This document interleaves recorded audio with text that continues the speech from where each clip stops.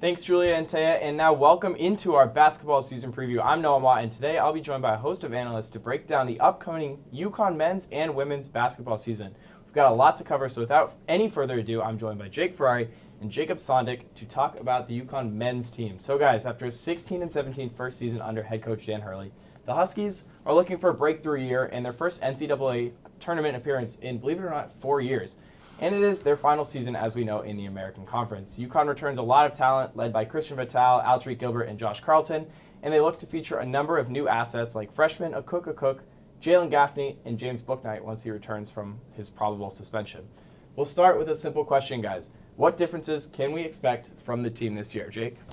So I think the first difference is that the Huskies are going to be a lot tougher on defense.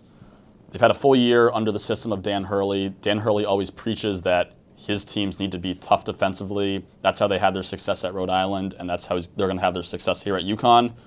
Freshman Akok is going to be the X factor for that. He provides a length down low that they just did not have last year. And that will allow the Husky guards to be more aggressive up top because they know that they have somebody down low that can be a rim protector and that can block shots.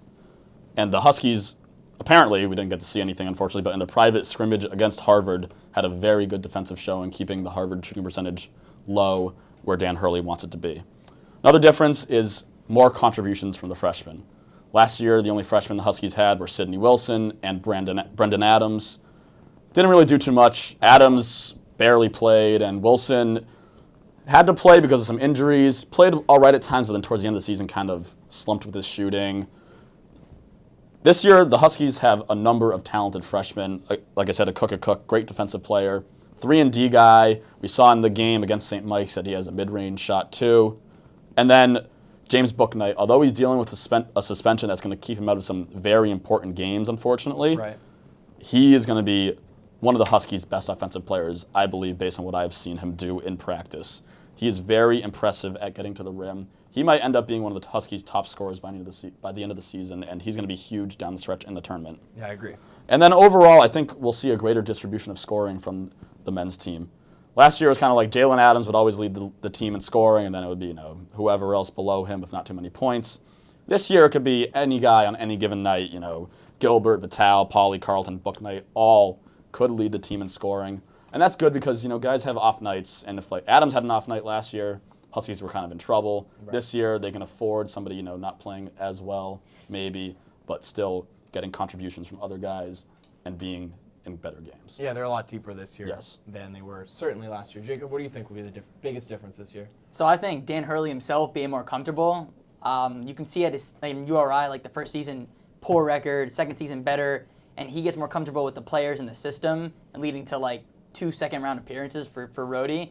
Even at Wagner, small sample size, 2 years, improved his record by a dramatic amount. Right.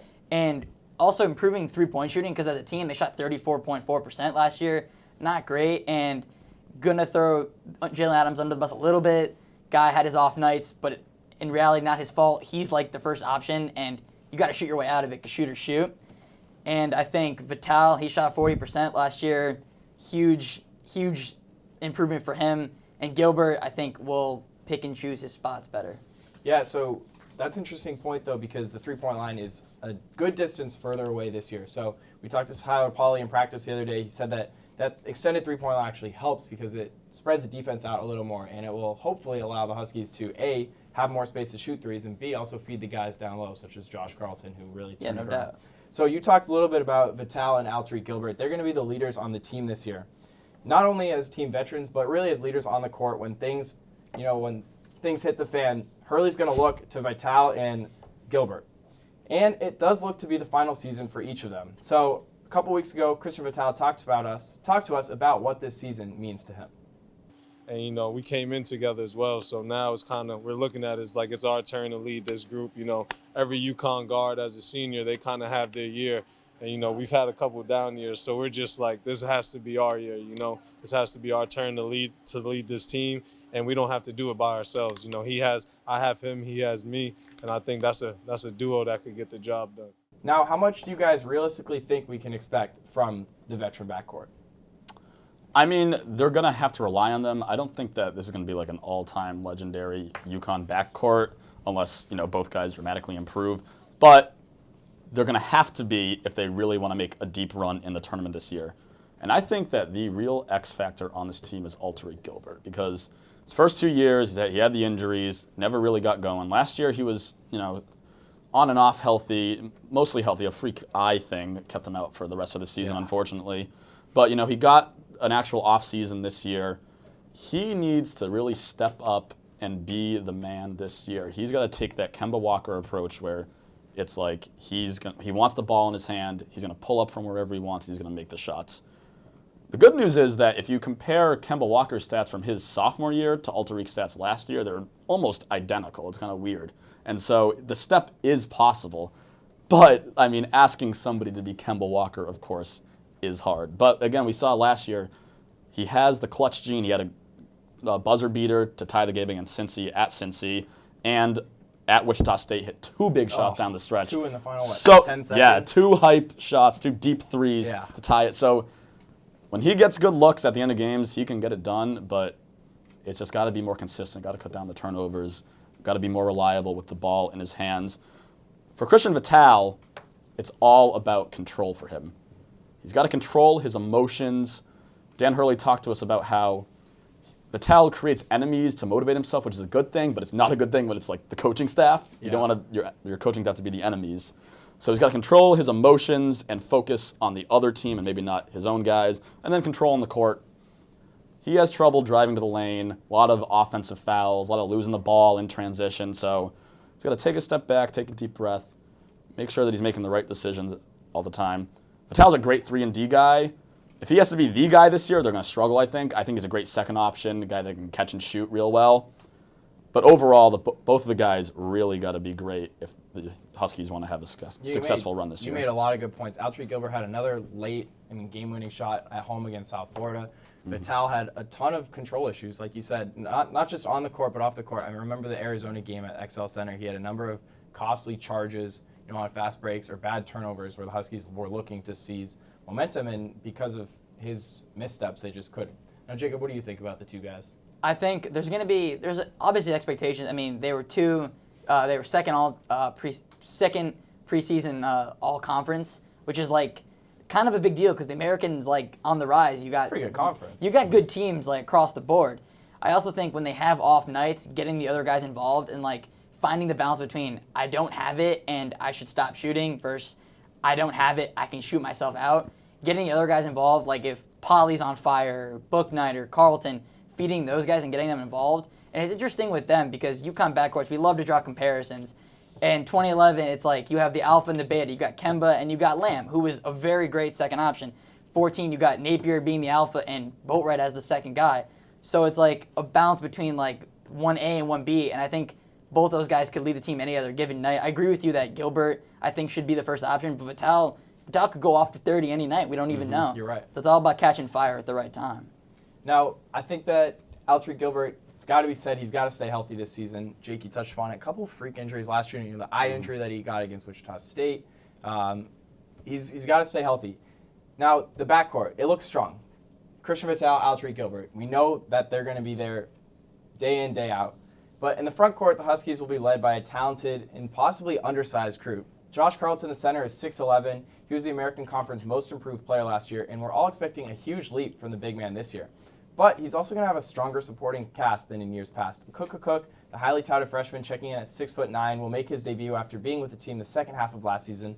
And then we got Tyler Polley and Sid Wilson, who will play the 3 and the 4 this season, will be pushed by Hurley after off seasons where they both improved their body and their game significantly from all accounts that we've heard.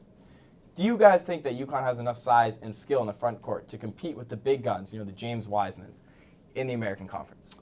With the big guns, I think it's going to be kind of tough. We saw what Wiseman did last night. Very impressive, even against a smaller school. He was a beast. He was just beasting down low.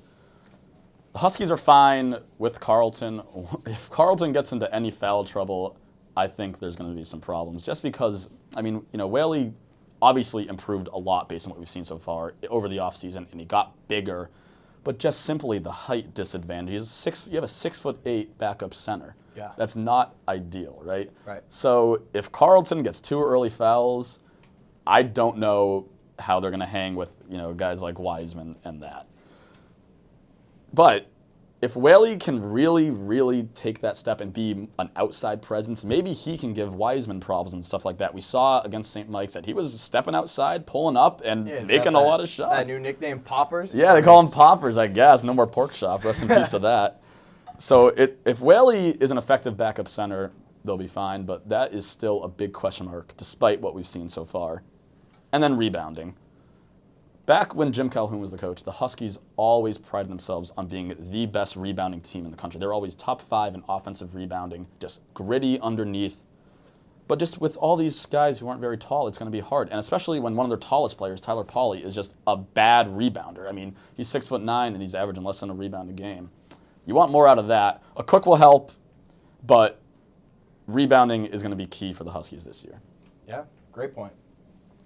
I think with the outside, besides Memphis, because like they're not even American good, they're like national title good. Right. So I think we can kind of like they're kind of the outlier. I think most of the American teams are built on guys that aren't huge. Because I'm thinking Cincinnati example, they're built on Jared Cumberland.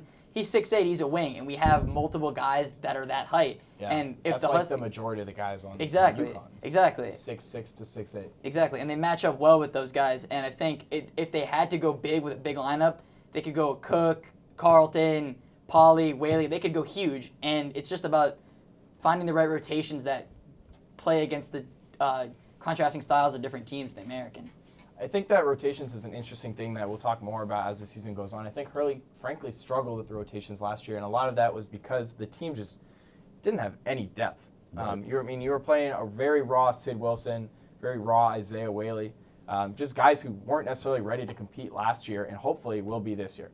Now, one more question before we move into our rapid fire section. The Huskies have a number of role players this year who will likely need to step up in order for the Huskies to have a season that reaches the NCAA tournament. That list includes Brendan Adams, Isaiah Whaley, a.k.a. Poppers, and James Bouknight, who, like we've talked about, is still out indefinitely as he deals with his off-the-court issues. These guys all have a lot of potential, but are still a huge question mark. Do you guys think Coach Hurley will be able to use these guys off the bench, or will they end up being non-factors? I mean, they have to be factors, quite frankly, because, with the scholarship issues that they've had, they have one less this year, and then now with Bouknight's thing, they really only have 9 guys ready to go for opening night that are scholarship players. So, I mean, that's only 4 guys off the bench. Everyone's going to have to contribute. Bouknight is going to be a very impressive player off the bench. I really think that he might earn himself a starting role. Just the way he can get to the basket is incredibly impressive. And he seems like, honestly, the most poised offensive player on the team. Yeah, I think he was set up for a starting role before the off-the-court issues happened. So we'll have 10 when that happens, but injuries happen and stuff like that. So it's really about all the guys who did not seem developed last year to step up. That is Sid Wilson. He's going to have to play a big, energetic role off the bench. And even if he doesn't score, he just got to be an elite defensive guy, someone that can come in and provide a spark, maybe throw it down, something, get the crowd hype like that. Gaffney's role will depend on how good Brendan Adams is. And I've seen stuff that Brendan Adams looks really, really good. And he was Dan Hurley's first recruit, and there's a reason Hurley recruited him. He saw something there, so it's certainly possible. But if Adams ends up struggling, you might see more Gaffney.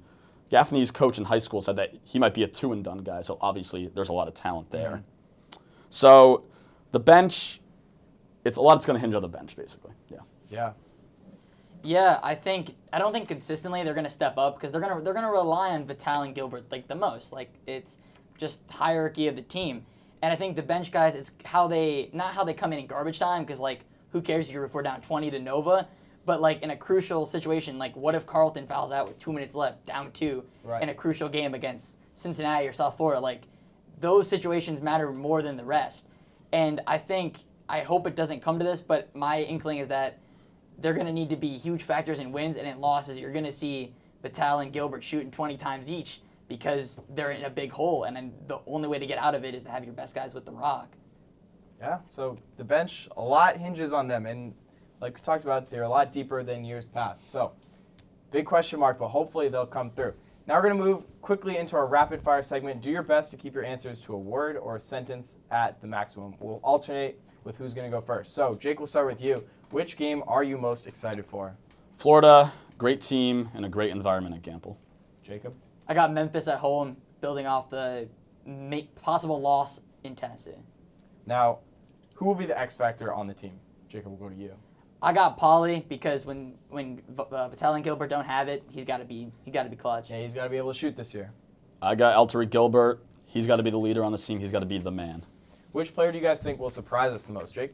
I got James Bouknight, and I think people think he's impressive, but I think he's going to surprise people even beyond that. Yeah, he's going to get to the rim. He's going to be a big offensive piece once he's back. Jacob. I got Whaley. I think he's going to have to be huge. I think Carlton could get into foul trouble. His minutes will matter. How many games will Huskies win this season?